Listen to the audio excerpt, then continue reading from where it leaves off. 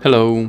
In this video I will show you how to perform hard reset through settings on OPPO K13x.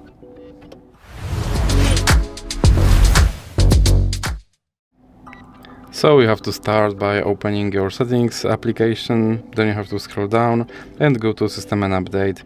Now click on backup and reset, and then click on reset phone, and now click on erase all data, and here you have to enter your lock screen pattern and then click clear. Now click clear again, and now you have to wait.